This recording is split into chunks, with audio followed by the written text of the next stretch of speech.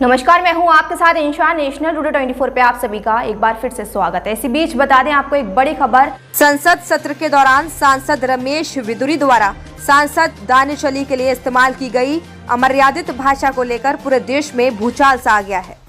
इस प्रकरण को लेकर मुरादाबाद से सपा सांसद डॉक्टर ST हसन ने अपनी प्रतिक्रिया देते हुए कहा कि बड़े अफसोस की बात है कि देश की संसद और लोकतंत्र के मंदिर में ऐसी भाषा का इस्तेमाल हुआ जैसे गली कूचे में बैठे हुए लुच्चे लफंगे इस्तेमाल करते हैं। ये सिर्फ दानिश अली के लिए नहीं कहा गया, बल्कि ये अल्फाज मुस्लिम समुदाय को टारगेट करने के लिए कहे गए हैं। इसमें करोड़ों मुसलमानों का दिल दुखा है। ये तब तक चलता रहेगा जब तक राजनीति धर्मों का सहारा लेकर अपनी मंजिल तय करेगी। जी हाँ, सदियों से हिंदू मुस्लिम साथ रहे हैं, मेजॉरिटी मुसलमानों के साथ है। बड़े ही अफसोसनाक बात है। मुझे अफसोस इस बात का है कि भाजपा ने उसे अभी तक बर्खास्त नहीं किया है। उसे सिर्फ 15 दिन का समय दिया गया है स्पष्टीकरण देने के लिए। ये महिला आरक्षण को लेकर भी वही एक्ट अपना रहे हैं। 15 दिन के बाद क्या एक्शन लेंगे? इन्होंने उस महिला पर भी मुनासिब एक्शन नहीं लिया जिसने करोड़ों मुसलमानों की आस्था को चोट पहुंचाई थी। मुझे ऐसा लगता है कि ये रमेश विदुरी को कोई सजा नहीं देंगे, बल्कि अगला लोकसभा चुनाव में टिकट उसे ही दिया जाएगा। मुसलमानों को चिढ़ाने के लिए स्टालिन के सनातन धर्म को लेकर दिए गए बयान को भी सांसद ने गलत ठहराया। आजम खां पर हो रही रेड के सवाल पर सपा सांसद ने बेबाकी से कहा कि आजम खां को इस पार्टी ने सिंबॉलिक बना दिया है। आजम खां को टॉर्चर करने से हिंदू भाइयों का ध्रुवीकरण हो जाएगा। हिंदू मुस्लिम इत्तेहाद वो है जो कभी मिटाने से भी नहीं मिटेगा। आजम खां ने कभी किसी मजहब के लिए गलत नहीं कहा। उनके लिए लोगों की मोहब्बतें बढ़ती ही जा रही हैं। उन्हें हिंदू भाई उतना मानते हैं जितना कि मुसलमान। गाजियाबाद में उनकी मुंह बोली बेटी कौशिक के घर पर हुई रेड पर सपा सांसद ने कहा कि यही तो हिंदू मुस्लिम इत्तेहाद है। उनकी बेटी नहीं है, उन्होंने एक हिंदू बेटी को अपनी बेटी बनाया। कांग्रेस नेता आचार्य प्रमोद कृष्ण के बयान पर सपा सांसद ने अपनी प्रतिक्रिया देते हुए कहा कि अगर किसी ने सनातन धर्म को लेकर गलत बयानबाजी की है तो इसे इंडिया गठबंधन से नहीं जोड़ना चाहिए। ये उसकी व्यक्तिगत बयानबाजी हो सकती है। इंडिया गठबंधन में बहुत अच्छे हिंदू भाई हैं। खास रिपोर्ट फरमान हुसैन के साथ।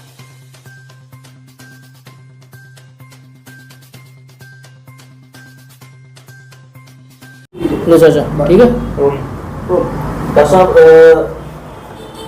सदनों से ले चाहे मैदान की बात करें चाहे फील्ड की बात करें, जो राजनीतिक चेहरे राजनीतिक दल हैं अमर्यादित भाषाओं का इस्तेमाल करने लगे हैं। अब सीमाएं लांघ गए हैं।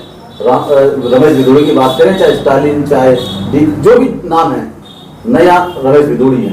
क्या कहेंगे जो राजनीतिक दल इस तरह की अमर्यादित भाषा का सीमाएं लांघ रहे हैं? जो देखिए, ये बड़ी अफसोसनाक और बदनसीबी की बात है हमारे देश के लिए कि हिंदुस्तान की सबसे बड़ी पंचायत डेमोक्रेसी के मंदिर के अंदर उन भाषाओं का इस्तेमाल हो रहा है जो गली के इलिटरेट लफंगे लोग इस्तेमाल किया करते हैं। इससे बुरी भाषा और क्या हो सकती है? और इसमें करोड़ों करोड़ों हिंदुस्तान वासियों की, मुसलमानों की दिल आज़ारी हुई। सिर्फ एक दानिश अली के लिए नहीं कहा गया हो। जो अल्फाज कहे गए वो मुस्लिम्स को टारगेट करके कहे गए हैं। ये जब तक चलता रहेगा जब तक राजनीति धर्मों का सहारा लेके अपनी मंजिलें तय करेगी। हिंदुस्तान की राजनीति जिस तरफ जा रही है हमें और आपको अच्छी तरह मालूम है। हम किसी और चीज़ की बात ना करते हुए सिर्फ धर्मों की बात करने लगे और राजनीति में धर्मों का एक्सप्लॉयटेशन करके और अपना वोट हासिल करने की कोशिश करते हैं।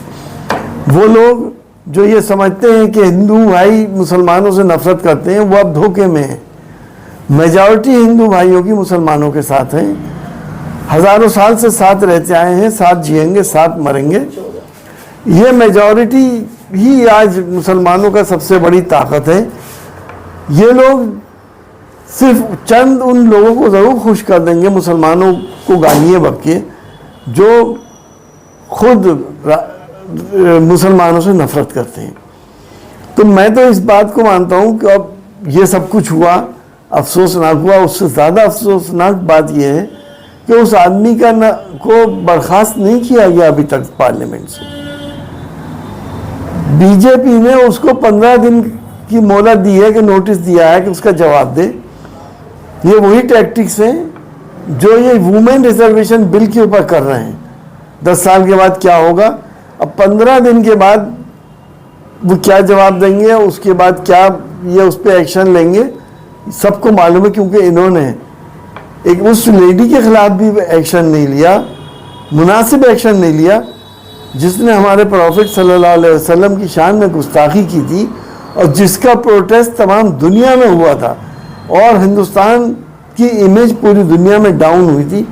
उसको 2 घंटे की जेल नहीं भेजा गया था।